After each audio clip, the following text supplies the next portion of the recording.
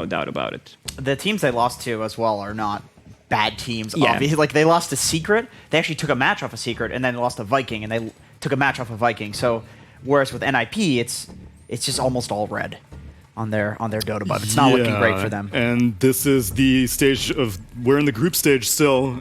This is the opportunity at which you really need to start being able to make your way into the upper half if you want to make it confidently into the playoffs. And so far, things not looking great for NiP. So in theory, should be an easier matchup for Liquid, whereas NiP are just hoping to put anything on the board right now as they start off the draft. Vengeful Spirit, Clockwork picked up for NiP. Team Liquid getting a Doom and a Rubik.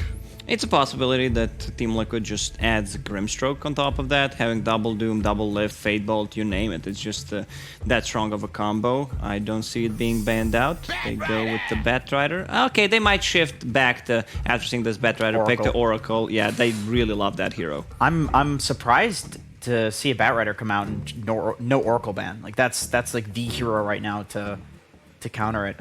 Abaddon as well. We've seen OG pick that. There are answers. I think a lot of teams aren't willing to pick that hero as a 5 though. It's basically just OG that's picking Abaddon. But maybe more teams will pick it up. Yeah, Insania definitely has a very, very soft spot for the Oracle. And is there any lane that this Batrider is specifically trying to target? Because in the previous series, we also saw some good Batrider games. It was sent mid versus a Nature's Prophet. Did not really do as well as we were hoping, but the hero itself is still very, very strong. Is this just because of a Doom, or is it just because it's a very, very strong hero right now? I would say it's probably just because it's a strong hero. Like maybe there's something that they're going to pick in the rest of their draft that they think a Bat really enables, or maybe they just feel like Bat's a really strong hero and that, you know, getting at second phase is really overpowered or something. I don't see why, you know, Bat versus Doom is like particularly good, or Bat versus Rubik. The nice thing about a Bat draft is that it's such a, you know, specific hero to counter that if you pick a Bat, you know what you're going to be playing against. You know you're going to be playing against the PLs, the Slarks, the Oracles, and that gives you a bit of an advantage in the draft. I mean, it's a risk, obviously. You're literally playing into counter picks that are going to happen, but you're still playing into heroes. Io is another decent counter to the Bat. The Lasso in particular, you can just relocate people out. Yeah, they open up with the Venge, so they have like one hero that is extremely good against the Batrider, so they don't have to care about that one. But I would love to... Okay, NiP, Luna. This is the hero that I've not seen since I believe Unique was playing in the Divine League. They're pretty much the only team who actually ran it. I don't have high expectations of this hero. After the Helm of the Dominator nerf, the hero just does not seem that good. Her aura also got nerfed substantially. It did. So it's... I would imagine that the advantage that she has is, I don't know, maybe you can farm the jungle a little bit sooner than most other carries, but we're seeing Sven usually fulfill that type of carry. What exactly is it something specific with the Venge that kind of encourages this Luna pick?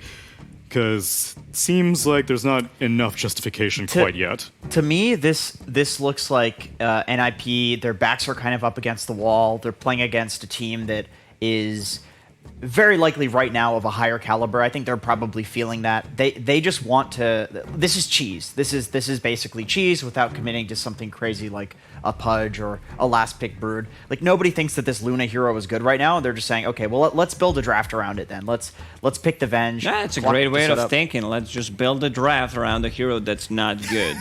Like Secret did it with the Omni. I mean, you can't really compare NiP to Secret. Secret is just from different dimensions. Slog. This is true. So then what is the Luna offering that other carries wouldn't be able to offer? I just don't think the hero is very good. It's could be like a possibly snowbally lineup where it opens up the Roach for you, combined with the Venge. How about this? Is it an Aghanim's Luna game? Okay, I was going to say, I think if you're going to pick this hero, that's basically the only reason that you would pick it right now. Okay. That's one of the most special things about her. It's like, you know, if you're picking it to farm the jungle, it just begs the question, like, why the hell aren't you just picking Terrorblade or Sven or one of these other heroes? Like, why would you pick something that there are tons of other heroes that just do that better? But one thing she does do better is, like, there really isn't much like the Luna Ags in the game. Like, it's just an insta-kill on somebody if they're disabled. And with the Batrider, I mean, this is one of the nicest combos. You just lasso into Luna Ags. Like, no matter who it is, they're dead. But it's a very good Slark game. Great against the Luna because Luna has that night vision. Slark has even more night vision. Good against the Batrider. You purge everything that he does. You have the night vision, so Bat can never jump on you. It's very annoying to play these heroes into a Slark. One of the spirits still left in the pool. 2 got banned out. I'm talking about the mid spirit, and that's Ember one. It still feels like a very good Ember game, or they can get something like a Tiny, something that's not threatened by a clockwork hook shot. They have Pounce, they have Rubik to get someone out of the trouble, and just the burst damage against these heroes sounds very, very good. Yeah, they definitely need something to do stuff. Lena. Okay, well, there's the burst damage. It's a little on the squishier side and a little on the riskier side, but I suppose Doom and Slark are going to be going in and manning up, so... All right. I've seen Lena as a 9th, 10th pick, and I'm not a big fan of it, especially when you play against hero like a Batrider. Against the Clockwork. Well. Clockwork just destroys Lena. Yep. It's always a... It's always a huge hit or miss hero. Like, it looks really good or it looks really terrible in feeds and is essentially a support. I'd say Lena looks great first 20-25 minutes of the game, especially in the laning stage, and then just doesn't feel like the hero in terms of, you know, using that net worth as some other mid lanes are using it. Yeah, you really just hit her with one stun and she melts to basically anything, especially with minus armor. What do they need? Like, they have no AoE damage that goes through Slark's ulti. What do they get? Firefly? I don't think that's enough. That's not enough. So You're what looking do you- for ground targeted damage, basically. Possibly. Something like a Kunkka comes to my mind. Just having that X mark that he cannot dispel. And it's a good matchup against Lena. I think you can still run the Bat mid and pick something that's better against the Slark. Like, I'm kind of feeling Axe. I know Axe is not the greatest in lane against Slark, but it's a really good game counter. Legion is another hero that's like that. Legion would be better in terms of saving from the Doom. I feel like you probably do a Bat mid. Just dodge the Slark. Get out of that lane. I speak Oh, for the okay. trees. Last pick, Nature's Prophet. So who are NiP looking to send mid here? Is it going to be the Batrider or is it going to be the Prophet? I still think it's Bat. Okay. Most likely against the Lena we're anticipating?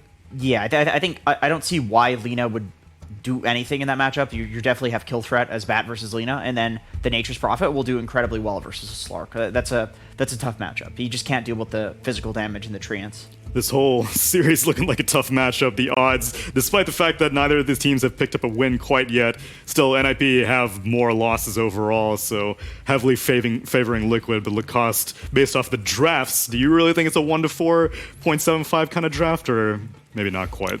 Just by looking at the draft, I would give them more chance to win to NiP for sure.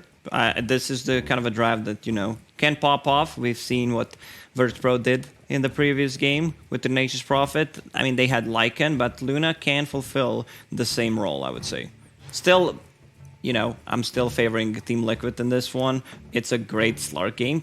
I expected some kind of a AoE ground stun damage that can control him. And he is with Io, so that's the hero that's going to buff him up, save him when he's in trouble. And yeah, I think Team Liquid has this one. Yeah, I'm honestly just not a believer in the Luna. That's the big thing for me here, is that I feel like their NiP is basing their whole draft around this Luna hero, and I don't think it's good. They clearly think it's good. I'm totally open to being proven wrong. Secret proved me wrong with Omni Knight, and it clearly has a place, but I think Luna's she's looking rough right now. Yeah, I think given the way that the draft evolved, it seems like they're going to have to go with the Aghanim Scepter build, because if she goes for something farming-oriented, a Slark will be able to beat her in a carry-on-carry matchup, right? Yeah, no doubt about it. I think you can go like 1 or 2 items than Ags, but Ags is for sure pick up this game at some point, unless she's completely snowballing. In that case, like, items don't really matter that much. Then let's see what this NiP draft can do. Hopefully they can pick up a win, because they desperately need one as we move on to game number 1. That's right. Both of our teams need a win here at the Omega League. Neither team has managed to pick up that victory, but obviously Ninjas the Pajamas elimination is very clearly on the line for them right now, Fog. Yeah, and I mean, when you're in elimination games and you're going for this Luna, I don't think anyone else has picked Luna at all. I'm definitely been curious by it. I'm in the same boat with Jenkins. I'm not sure about this hero either. I was asking Brian too, because I'm like, Brian, you know, carry guy, what's up with this hero? And he's like, I don't know. I don't see Luna. So I'm really curious to see what they're going to do with it. I'm expecting some innovation. So it looks like potentially maybe some type of like aggro kind of lane here they're going to style with. It is something that they have tried once before, the Luna pick. Didn't work, though. Okay. I guess like they do have that way to just like the tower taking and everything with your Venge, with your Nature's Prophet. You get pickups with the Bat and the Clockwork, right? But still feeling it to be kind of hard because there is that Slark versus that Bat Rider, so he's always going to have ways to play around it. I don't see great options for Clockwork either besides Lina, right? Like hookshotting Doom, kind of tough. Doom is a pretty built-in tanky kind of guy. Io can tether out of it. Rubik can lift and throw you out of it. Slark can pounce out of it. Yeah, it just feels like Liquid does have a good amount of planning here in particular versus those opening picks of NiP. So Liquid seems like they felt it was very important for them to get the right lane matchups here as they were sitting inside of their base trying to determine what their side lanes were going to consist of. Now, Ninjas of Pajamas did have that very, very deep ward at the bottom cliff area, which probably should have seen the Doom run out to lane. Yeah, I mean, both teams. I don't think I've seen both teams be so like adamant about getting those lane matchups, just because those wards are very strange, right? Like, you don't really see that so often. They get the Slark versus the Bat. They're happy. These lanes need to be swapped immediately from NiP. Liquid reading the situation perfectly. And so we're probably going to see Liquid respond with some TP plays of their own. And they'll win that one there because Bat already TP'd. Slark's now bottom. Doom can make his free TP toward top, and they can switch their lanes, and NiP can't respond.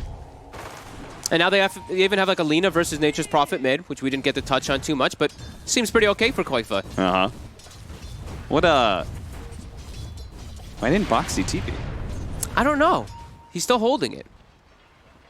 He could have just went deep. Oh, I guess he just wants a creep. Yeah, that makes sense. Okay. But, I mean, still, it's a lot of time wasted, and now by the time you do make it to that top lane, they're going to be level 2. They kill threat you. Yeah, definitely confused to see why he's not TPing. I mean, now he obviously can because Era is standing on him, but... Yeah. He's just going to shadow Boxy the entire way. Okay. I mean, now he will TP... Not sure, Cap. Well, Rubik's going to get a fast level 2 at least. Yeah, I mean, I guess that's okay. That's fine. We've seen that a couple of times where they're able to do that. And Taiga, very experienced Rubik player. But they saw the Bat. Like, they saw him TP. Yeah. All right, well, you know, it's okay. And it feels even worse because it's not like Boxy got something that was value. You know? The Satyr Mana Stealer. Not sure if that's the best pickup. Not bad versus Venge, though, right? Yeah, like, it's true. It does chunk that mana to reduce, like, the stuns and the pressure. Yeah, it'll work out. It's okay. Just weird. So, yeah, lanes, though. I think Liquid has to be the happier side for sure. They get the matchups that they wanted. And then we've got our mid lane matchup, the Lina versus the Nature's Prophet, which both you and the analysts were saying this Lina is going to make the Luna's game very hard. Yeah, I do think so. Just your low HP, just your look at the threshold. It's always going to be there to be able to set up for those Laguna combos. Even later on when you get BKB, there's an Aghanims for the Lina, so she does that pure damage to threaten you. Yeah. And, I mean, she does have to watch out. That's the one thing, right? Lina has to watch out for these heroes that get on top of her, the Venge, swap the Clockwork and stuff like that. But because he's mid, he's going to be enabled a bit more. Taiga, looking to get aggro on him here. I think he got chased for that there. Okay. Surprised Charlie actually went over. I guess he wanted to make sure that they can interrupt the pull. Okay. I don't know. He's just trying to zone him out, I guess. He lost his courier for it, though, to creeps. Yeah, that's a little awkward. Core players and their courier usage. Yep. They just can't seem to handle it. No. And this looks like such a tough lane. Like Clockwork and Batrider versus Io. Slayer, you don't do anything down here. No. It's a free farm for Mickey. You can't actually pressure Insania, and they can turn and get aggressive. Yeah, Mickey is going to start sealing up some stats. He may not be able to kill Stabilite, especially with Era coming in and doing a nice cogs, but still. The amount of damage he put out, it's going to just kill some of Ninjas of Pajamas' economy as they start burning through their regen. And I feel like if you want to be able to do those plays, like I'm mentioning about getting on top of Lina and stuff like that, you want Era to have a good game. Yeah. But Era is not going to have a good game down here. He's going to be shut down pretty hardcore.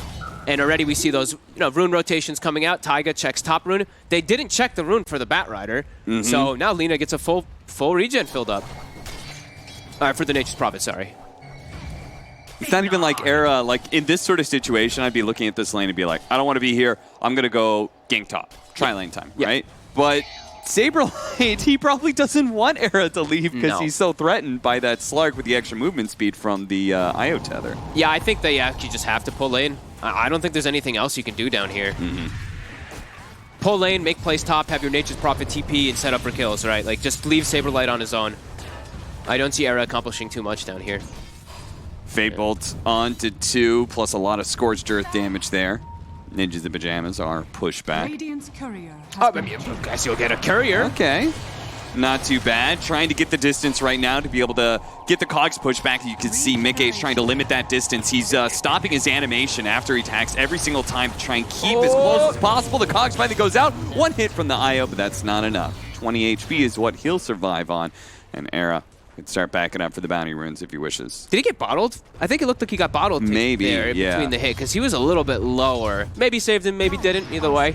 Yeah, and he gets given the bottle by Saberlight to go refill it. Once again, oh, damn, that damage. The beauty of having that hero mid. Yep.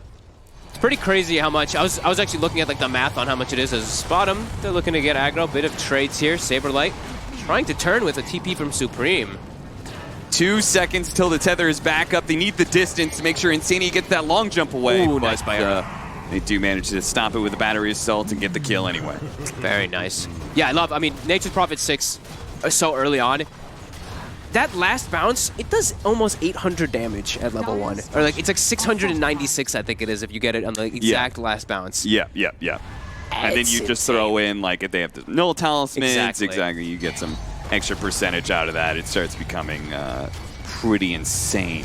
Yeah, I like when people utilize it as maximum. It's like immediately when that 6 comes, you go for those aggro plays, and they did that really nicely. Good TP too, like we said, from Supreme, pressuring tower a bit here too. So far, some really nice moves by him. He will have to respond to mid though, because you leave mid versus Lina. Lina can poke tower pretty effectively as well. Yeah, who's going to head over there? Because it seems like Supreme really wants to stick on this bottom tower, and Koifa is actually going to be the one to rotate first. Tower, I think, is pretty much in deny range, though, but... Yeah. Arcane Rune TP, so not as ineffective there for Koifa, and they will secure themselves that deny. So Ninjas and Pajamas, they'll get that early tower lead. Yeah. And we'll see if they can actually build on that. That is the start of what they have to do with Nature's Prophet, right? Yeah, absolutely. Just look, I mean, especially because of how bad that bottom lane was potentially going to be, right? That Bat Rider versus the Slark, Clockwork 2. They've now enabled the bat a little bit. Mika's going to have a place to farm freely now, but now they can open up and make more plays around top to shut down this Doom, which they've done a really good job of. Baki, yeah. He's only level 4. Not a happy camper, that's for sure. Tries to soak some of the experience of this hard camp that's being farmed, though. He can't get too close because Charlie having that level 6, plenty of kill power. Yeah, and there's always the threat of the TP rotations from Nature's Prophet, too. Koifa trying to trade here onto the tower a little bit. Didn't see what happened to his catapult wave. I guess he wasn't able to actually successfully set up a pull. Here comes that Furion. Box is going to try and juke into the trees, stay out of sight. So Charlie can't lose that ultimate, but he doesn't even need it. Thanks to all that physical damage. Good blocks by Supreme. Toss back here into the LSA. Very nicely comboed. Unfortunately, Koifa's out of mana, so they're just going to have to go for the attacks, but it is enough. Era dies. First kill for Team Liquid, and a second regen rune for Koifa. Very nice timing there. And with the phase boots, he has that nice physical damage. I actually like that he went for the phase boot build. I think this little slight bit of movement speed and turn rate when you're playing versus Bat Rider, right? Actually super effective, and you've got that extra right-click punch. He's got Laguna. They want Charlie. This could easily be a setup here with this ward. Smoke's gonna break. They spot Charlie. Charlie sees them, and he's fast enough, stays out of range. Nice move, nice dodge. Another one would be the phase against these treants, right? Yeah. It's going to be Nature's Prophet can very often kind of get on top of the Lina and threaten him or her. Going to start building into the Eul Scepter. Here comes that first ult from Charlie. That gets the kill on Insania. I mean, they're making real good aggressive moves early on with every single time Supreme has ulti. Like, even then, he did try to throw it out there. Sure, it didn't bounce down there, but yeah, they're being very active. Looks like a team, to me, that came a lot better prepared than they had in some of the previous matches that we saw. More comfortable. I feel like it's more comfortable heroes that they're used to playing as well, too, right? Like Saberlight on his bat. Charlie, as you said, he's played that Luna before. Yeah, off to a pretty damn good start here, all things considered, because they did have that. Liquid was the one who swapped lanes and got the lanes that they wanted. So I think you'd have to be in a pretty happy position here as NiP that all these things did play out like this. I would like to see them, like what they're doing here, giving Era a little bit of solo experience, since they do have, you know, 2 cores that can spend a lot of time jungling and stuff. They gotta boost these supports experiences. We're about to hit 10 minutes and neither one is close to 6, so. Yeah, we're about to start hitting that big mid game, and they can utilize these, you know, they can utilize that Nature's Prophet ult so well if Era does have those levels. So yeah, definitely do like that move. He's soaking that one up. He is still very under-leveled though. Meanwhile, you said that Ninjas of Pajamas feels like their draft is very comfortable for them. Do you feel the same about Liquid and their lineup? Not so much. I don't see them really play these heroes as often, right? It's usually Koikva playing more of his style. I don't see him play the Lina that much. Sure, he does still play it, but yeah, definitely different. I haven't really thought of them as so much of an IO team either, so. Smoke wrap. They see the Rubik. And I feel like they're just going to have to settle for that kill. They didn't want it. They wanted something much grander, but sadly, this is all they're going to get. It is in time for that 10-minute siege wagon push, though, so they're going to get some nice damage on this mid tower as a result. And Supreme comes. He's going to have Orchid. He actually already has it. Wow, okay. 10 minutes, treads Orchid with the Bloodstone, or with the Blightstone. I mean, this is really fast timing versus Lina and Doom. These heroes are very threatened by this Orchid early on. And Liquid do not formulate a response fast enough. They lose that tower, which was pretty much full health, to one simple push. Now, granted, this is a lineup that is going to have to play it a bit slower and pick and choose their battles, right? Absolutely. I'm very surprised how poor they went after like lanes. Just because of a couple rotations. It's got nice body blocks. This was an optimistic play. And it would have been cool. Okay, they actually maybe... No. Nope. They're not going to be able to get anything out of this. Unless the Orchid comes out. Nope. Immediately breaks down the tree. So yeah, a pretty optimistic play from Ninjas Pajamas. It would have been really sick if they pulled off a swap into instant lasso. But now, they're going to be caught in a really nasty situation. Supreme knows it too. He just stopped, turned around, and started attacking people because they relocate from the side. It looks like they're going to be able to get the pounce onto the Bat Rider here. Charlie playing the in and out game, trying to poke at these heroes, but Mickey is getting so strong off the stats he has stolen. They just didn't have the firepower to be able to truly turn and fight Liquid. I think they have to be thankful that they didn't lose more heroes there. Era actually hook shots in. Era decided to go back in and sacrifice his life for Koifa, and that's because the Wrath of Nature is up, as is the Eclipse with the neutral creeps. They actually tank up both of the Eclipses there. A very minimum amount of hero damage being done by either side with those 2 spells. Nice planning of the GG branch to be able to block out that little hole, but he is still going to be found here inside the trees. He does another play here, but he has no TP, so he's going to have to Quelling Blade through, but eventually there is going to be a dead end. His fate is sealed, and Ninjas of Pajamas get their 8th kill. I like how they just turned up with everybody on both sides, right? First Liquid, it's like, uh-oh, that relocate's coming out. Good positioning for them to get some setup kills. The Lucent Beam, I feel, actually saved that Nature's Prophet. It looked like Laguna was mid-cast animation. Oh, yeah. And then they can actually turn it all around because then Liquid overchases a bit there. Great reset by NiP. He was like mid-animation of Laguna and that mini-stun. And because of that, Nature's Prophet gets another ulti off. Those big bounces come through. It's a little bit scary to me that Liquid was able to take a fight against Ninjas of Pajamas without having to defuse the blade yet on the Slark. Yeah, definitely. And they didn't have to really expend anything big, right? That was 4.5, 5 ultimates that came out from NiP. A swap, Wrath of Nature, Eclipse, Hookshot, and last one. It was everything. I said 4.5 because there's still 1 swap left. But sure. Liquid didn't have to use any of theirs. They just kind of chased them out here. Yeah. So, yeah, I definitely agree with that there. They will be able to back up and farm some stacks, though, where it's very beneficial that they were able to push Liquid back, because now Liquid can't actually make an aggressive move themselves to contest this. That being said, Ninjas of Pajamas, they're going to still hit a really big timer here at about 5 minutes, right?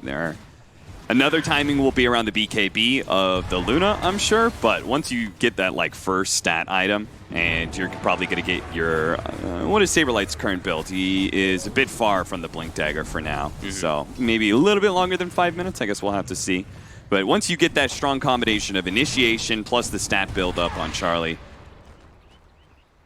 yeah, definitely strong. And they have they have all these little items that build up. Like Era, I said he was going to have a rough game. He's actually done pretty damn well, all things considered. Look at his net worth. He's got a drums. So if they're all grouped together on NiP with their ultis combined, their teamfight's just stronger than Liquid's on paper, just straight up. Yeah. It's going to be up to Taiga to kind of change that one if they get a Doom setup, kind of isolate certain heroes. But yeah, NiP, that group with Eclipse, with Nature's Prophet ulti, it's a lot of damage that Liquid's heroes can't absorb because they're fragile. It's really just Boxy who's that tanky boy on their team. Everyone else, very squishy. Misha makes the call. Time is of the essence here. Smokes up just him and Era. Saberlight is going to kind of blindly head on into the enemy jungle here. Looks like Liquid have made the read of what's going on, though. Yeah, they have all their ults, so it's their go time to try to make something happen. Liquid just playing a lot more defensively. A very passive kind of game style from them this time around. Yeah. Only 3 kills. Again, something that feels like a little bit different. I wonder if those losses to, like, Secret is, you know, maybe an expected loss. Sure.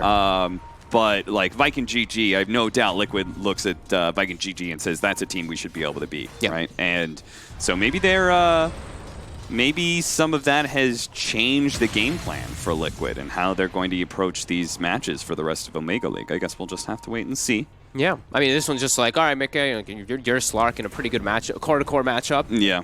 This one's going to be a lot on you. It kind of looks like a nice hook shot there from Era's. Going to be able to find the initiation onto Boxy. Flame break into the Cogs push is a cute little combo that guarantees a bit of extra chain stun. Liquid kind of looks a bit lost with the way that they're playing a bit. I think they're realizing like there's just no way that they can fight, so they're probably just like hit creeps until we actually do have Diffusal Slark, so that he can feel a bit safer. Quakefoot just probably feels very worried because if he walks in, he's so fragile. They just don't have these. They don't have anyone that can actually tank any of these spells, really. It kind of feels like to me, Liquid have the sort of lineup where they've just kind of gone ahead and said, we're the better team, like we're going to kind of just draft ourselves at better late game and wait for the enemy team to make a mistake. Like they just make 1 or 2 errors and then our Slark will take over the game. Yeah, I mean, that's definitely what it looks like, because they're all just farming. Like, and look at Quakefoot's item build too, right? Got the Yules, hasn't used it yet this game, but he's just like, I need to farm for BKB, because there's too many things I have to play against that get on me. The truth is, though, Ninjas of Pajamas, they haven't really made any mistakes just yet. They haven't gotten themselves either a big lead, but they are doing a good job of trying to take more and more map control, pushing Liquid out of their own jungle, and still maintaining a high level of farm on this Luna and the Nature's Prophet. Yeah, I mean, I'm very fortunate that they took the tier 2 bottom. They actually they can take this outpost. They can actually take the double outpost pre-20 minutes, which you do not see very often in these type of games. Yeah, which is something that Liquid, they kind of have to formulate a game plan. But the problem is that it's very obvious. Like, you kind of have to just 5-man into that bottom outpost, which is something that Ninjas of Pajamas, if they want, they could take a full 5-on-5 there. Boxy turns around, just goes straight for the Doom because he was being threatened by Era here. And there's the reload. The relocate's going to come in to try and ensure the kill, but they are actually going to fight back here. Supreme is going to show up and try and quickly kill this IO. Insadia trying to dance away to the trees, doesn't quite make it. BKB activated by Supreme, so instead they're going to go for Boxy. Boxy is going to be able to bring down Saberlight here. Boxy runs the opposite direction of the rest of his team. They all retreat down as he runs up. They're going to go still hitting the trees. Yes, look at that. Supreme doesn't have his BKB anymore. They still have the double damage onto Luna. The Orchid goes out onto him. Yule Scepter is going to quickly remove that. Now he starts getting off some of those spells, throws out the Laguna Blade, threatening, and he managed to get away. No, the last bounce does manage to kill him, but still a big win for Liquid as they clean up on that team fight and end up wiping Ninjas of Pajamas ultimately, because it all started off with a clockwork kill. I was very surprised how they actually all TP'd down to fight. As then I saw, you know, the Nature's Prophet BKB, but you can't hold your ground. As soon as that BKB starts ticking away, you know it's going to happen. Mickey will take over this fight. It's a very, very good Slark game, all things considered in this one. I feel like they forced it very hard there on the side of NiP going for that. Like, Era wanted to set up for the play, but you're not killing the big hero. You're not getting the Slark. You got Lina, but this game, as we said, it's all about Mickey. This game is Mickey's game to carry. That's super scary. Taiga has a Blink Dagger, and I bet he could probably hold on to the Eclipse if he really wants to. Yeah, and he can probably like almost solo kill a lot of these cores here with that max level lift with the combo too. Yeah. It's going to be some time, 80 seconds, if he does choose to keep it, but that's so huge for Liquid. Now they're completely online. The Slark had just finished Diffusal Blade, and he got 3 kill cleanup, so he's probably approaching that next item on top of that Luna. I mean, whenever you have a Luna, and you see now that Slark is 13 hub, well, I mean, they obviously don't know, but we do. You see this net worth disparity, you're going to start getting very concerned. Luna wants to play Luna wants to play like an item ahead of Slark, and now you're going to be behind a full item. Yeah, look On at them. top of They're that, taunting. yeah, they I mean, know. that's some confidence already. They're definitely feeling themselves. And Ninjas the Pajamas, another thing that's going to be denied by not taking control of this game and not being the leaders is this little lineup that can do Roshan. They're supposed to be able to build off of that. That's a way that Luna can continue to maintain dominance in a game is, yeah, maybe you're a little bit afraid of being bursted down by this Luna, but you get a second life and all's forgiven. Yeah. And also, I mean, that aggressive play bottom, now they're not going to actually take... They took the tier 2, but they're not going to get the outpost. They're not going to deny it away because of that aggressive move. Like I said, I feel like they forced it just a bit too hard down there rather than playing it just a tiny bit slower. I feel like they just were like, hey, Charlie, you have to show up. And now Charlie's probably like, damn it, dude, why'd you guys make me go bottom? Yeah, he was working his way towards that BKB, too. Yeah, and he, like we saw there, he really needs it in order to stand his ground. I mean, they're going to keep smoking. They're going to keep looking for these aggressive plays. Every time they have Wrath of Nature, they are making sure they do look for some type of kills. Yeah, they can't really slow it down. Saberlight's going to start approaching the high ground here. Blinks. Okay, that was like a 400 range blink. Straight down. So I'm not sure if that's exactly what he wanted. Wasted smoke. That's like an impossible kill anyway with the IO behind the Slark. Would you try it if you're Supreme? Would you TP to that outpost? Oof, You no. got BKB. They still have a couple seconds to take that outpost away, but nah, it's not gonna happen. Do they not realize? Maybe they forgot. I mean, it's just chilling there. They take the tier 2. I really thought they would take it right away afterwards, but all right. He's going to be able to see this rotation coming from Liquid. Doesn't have the mana. He could pop the stick charge and try and hookshot away if he really wants to. He's got the hookshot up now, but isn't even going to try. I think he maybe could have just hookshot it over to that hard camp. Yeah. He was a lot tankier than I think that they expected, too, because of that Essence Ring, but gives up a kill, and because he's tanky, I think he gives up like 6 or 7 stacks to the Slark now, too, so Slark in a better fighting form if a fight does kick off right now. And also speeds along his process of farming through this jungle as well. Breathing room. They can all push their lanes out. They don't have to worry about some annoying clockwork, too. Yeah, Liquid's getting quite a bit more here out of the map now after that little bit of a shaky start. And they can get a deep aggressive wards down, too. So you were mentioning about that Roche. Now they're going to be more aware if NiP does look to set up around that area. We're going to check out the Roche pit here. They do have their BKBs, so Ninjas of Pajamas, I feel like this is where you're kind of all in. But Liquid also has to keep forcing fights. Right, I think Koikfa as well just picked up hit. I think they're actually going to have triple BKB on Liquid in a second. Jesus. So they're actually, I think they're going to match perfectly versus NiP's probably like, oh, we got this power spike. But Liquid, they've got the power spike to match right now, too. And that's what you're talking about, where Luna's supposed to be a item ahead. You get the BKB before everybody else. You run into a fight, pop Eclipse. It's like, I've won the fight. This is over. If you're on even grounds, though, then Eclipse doesn't do a damn thing. I see Liquid already drawing the line, too. It looks like they don't want to defend the tower. They want to smoke and catch people on the retreat. Yeah. And let's see if they're able to. Maybe they can catch them if they push forward into the high ground. They actually got high ground That may be a perfect opportunity. Telekinesis starting things off. LSA, and it looks like the Bat Rider's just going to die right away unless the swap. No, Koifa's going to hunt him down with the Laguna Blade, and Misha's life is forfeit as well. Maybe even a courier. Yeah, they'll get that too. Boxy pushing forward with all that movement speed is hoping to spot somebody here. They still have to relocate, and they're going to relocate right on top of Charlie. They're going to buy back onto Misha here. He does have the swap, and he's going to need it too because Charlie's in some trouble, has been doomed up. He actually does an offensive swap instead, and Charlie gets some time to lay out some Laguna Billy damage as he's bouncing back and forth onto Boxy. The relocate back out now. Boxy no longer having his BKB, and the Doom is about to wear out onto Charlie. He's got to be careful of the Lina, though, and it looks like the Bat Rider is the one who stumbles a little bit too far forward. Instead, Taiga, who'd stolen the swap, manages to get Boxy to safety here. Supreme with the BKB teleport out will be fine. But it's still a terrible fight for Ninjas the Pajamas. I mean, they bought back for that and didn't really get anything good.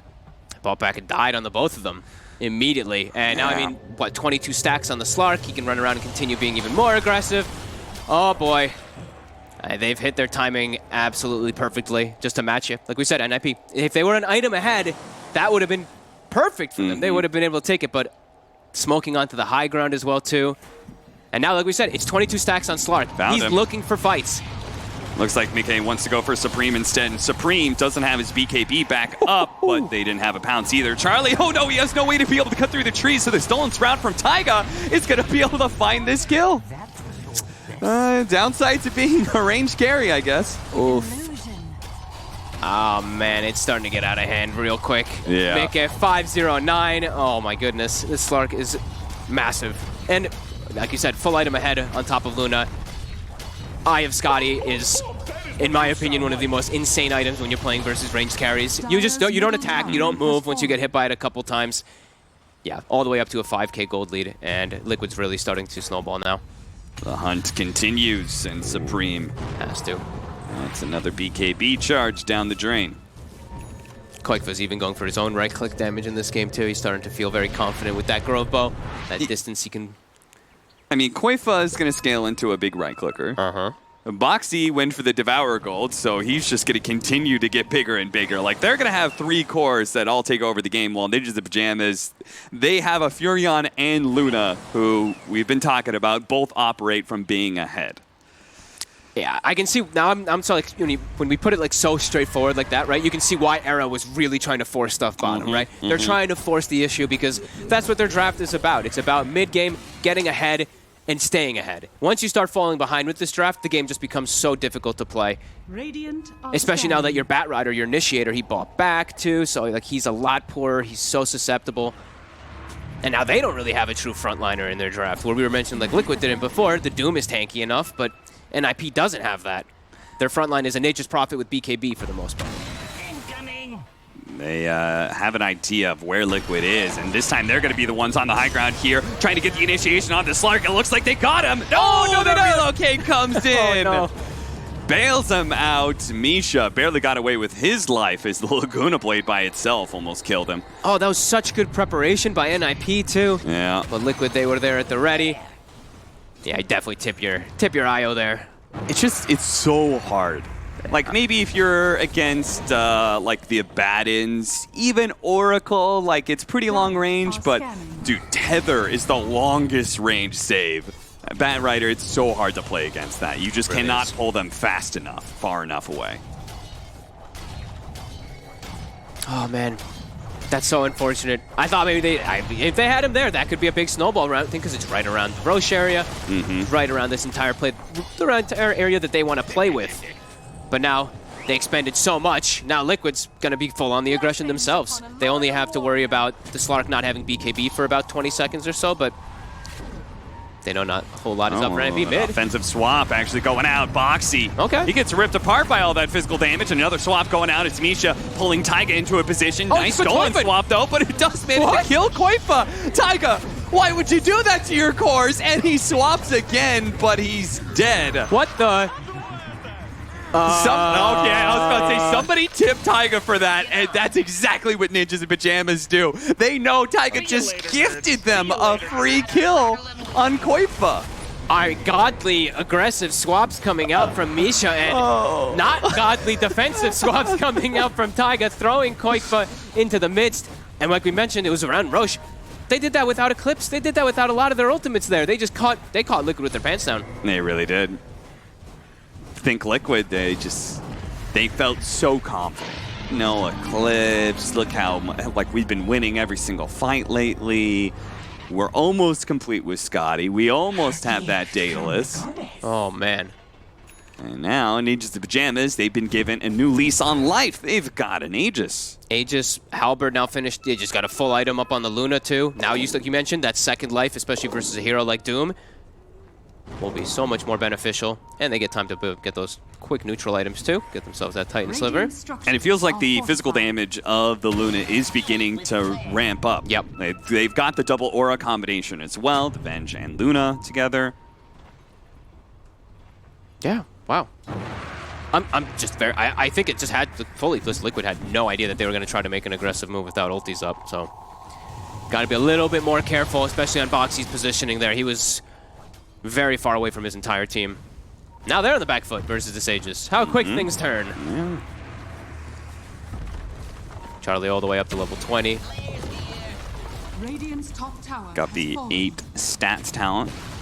Slark is about to get his level 20, and he's just now grabbing his Scotty. So. Okay, so I mean, he's still happy, but now he's playing into some counters that he can't get rid of, right? These halberds, they've already got the one in the Luna. I believe the Clockwork is about to have one finished up as well. So these disarms can really change the tide of those fights. Slark, it's a tough time playing against those. Man, having Spider Like saved so much. That hook shot nicely picked onto Insania, trying to keep him from being able to tether away. The tether goes out, but the battery assault stops it. They keep the silence onto Mickey. Mickey forced to use his BKB here. Trapped inside the Sprout, though, is going to have to go for the Shadow Dance. Pouncing. His rest of his team is drawing close, but Ninjas the Pajamas, they have so much good chase here. Another Dark Pack that wears out. Swap? No, not quite there from Misha. He tried, but wasn't close enough. And now Boxy, he's going to be the target as the swap goes on to him, canceling his TP. Swap back into the rest of the team. Bolt charges used to be able to get an important core kill. Man, they're just owning Boxy this entire game, too. I feel like he hasn't gotten a very successful Doom except for that one top every single time. It's him, like, just trying to bail out his teammates or just dying to this right click. And I mean, NiP, now they have an option to go high ground. Yeah, the snowball rolls forward and crashes into the tier 3. It's gone. The barracks are going to die Holy crap. Very short time. I cannot believe after Liquid acquired a 7,000 gold lead, that NiP is able to take this back over here. This is like we said, peak timings for them. It's all about like this early on-ish game. And Charlie has gotten so much. I mean, it's 2 sets of Rex just off of that. Mickey, he's going to come in from behind, see if he can kind of sandwich the team. Relocate out is going to be able to save Koifa here, but Taiga is going to be left behind. And Mickey's trying to build up that damage on a Supreme who activates his BKB. The buyback coming out from Taiga does steal a Lucent Beam. They're just trying to slow down Supreme as much as possible. Scotty's doing really good work. They did manage to can the Slark while the Dark Pact is down, chaining up the stunts. They need a little bit more. Mickey tries to jump away, but he's dead. Caught by the wrath of nature. Boxy eliminates Batrider, who does not have that buyback, but without their damage of the Slark, can they actually win the rest of this fight? Boxy going in with the Doom, but Supreme standing tall. Laguna Blade's going to lay out him, and he does fall. A dieback for him. Liquid do manage to appropriately target him down, but it's going to cost them so much as Koifa is going to be slowed to a crawl here. He dies as well. All 3 of the core's lives trashed. And now... Just go for the base immediately. They used everything. Like, Slark's dead, Laguna was used, Doom was used. I think this is game. They just buy back on Doom and Alina. Like, what are they possibly going to do without Laguna Blade, without Doom? They're going to kill this tower very fast here with those auras. Once that tower's down, the glaive bounces come in too. I'm pretty sure Liquid just gets Mega Creeps here. Buyback from Boxy, but... Going to be able to push him back into the rest of the team, chaining up with the missile. Nicely stun relocate out. What? It actually does save him. And Boxy with the Centaur stun did so much work there, but he is going to be able to get away. But the buildings are still in trouble, and Koifa has to quickly run back into lane, trying to slow down Charlie as much as possible. Here comes Taiga, jumps in, immediately telekinesis into the Fate Bolt, but Charlie's just focusing on these buildings. Just get the Mega Creeps. It's just the range racks left, and he quickly gets it. Ninjas the Pajamas, they're going to be losing heroes here, as they're probably going to lose the Luna twice, but it's Mega Creeps. It's Mega Creeps at 31 minutes in. Liquid, if they're going to come back into this game, it's going to be a long, long haul. All right, cue up the Battle Fury on the Slark. I mean, it's Mega Creeps. You're versus Nature's Prophet, and there's Mega Creeps. There's like probably like a, what, 3% chance? Yeah, I think less than that. Very low. Probably like a 1 to 3% chance at maximum that they can come back with this. The gold lead is actually not that bad, but I don't believe that 8% is generous. Yeah, I think so too. Ninjas in Pajamas, like, they've got plenty of options. Whether it's the Furion doing his Furion things, they've got the Luna who does so well at being able to cut down those tier 4 towers if they ever get a chance to approach that base. You have 40 seconds where Luna is down. Let's see if Mika can get like a ton of stacks built up and chase, and then when Luna respawns, they insta-kill him, then they can go throne or something, but as long as NiP just does not go outside the base, they're fine here, because the creeps are going to push into the base, into the enemy base. Everyone hang out around your tier 4s. There's nothing else you need to do here. Wow. I'm still very amazed how quickly they turned that one. Just a small matter of moments. And now it's a full butterfly on the Luna too. Luna does not have buyback though. You know, he does commit all his gold onto that butterfly. Oh. But look at this bottom. You know, those creeps. Yeah, Liquid's going to have to back up eventually here. Hey, okay, they're going to try and maintain their offensive front by relocating back. All right. There's still a second wave coming in though, bottom and top. Ninjas in Pajamas are going to go out for that relocate. Okay. And they're going to be met by all of Liquid. This is going to be a 5-man fight that they could potentially lose. Bounce back of the Lotus Orb does quickly stun up Nisha. A lot of damage on Boxy there. Mickey's right in the middle of all this, and when he does get lassoed up, trying to get the save from Insania. He's going to control, but he's taking too much damage. The Slark gets blown up, and now there's no buyback from any of these heroes, and that should be it. Ninjas of Pajamas, all they have to do is finish off Koipa, the only damage dealer left in this game. And that's it. Taiga may have gotten away, but he's the only one, the sole survivor. Wow. GG. GG, man. Team Liquid. After a kind of like, I wouldn't say like fully botched laning phase, but a laning phase that NiP takes advantage of because of Supreme's movements.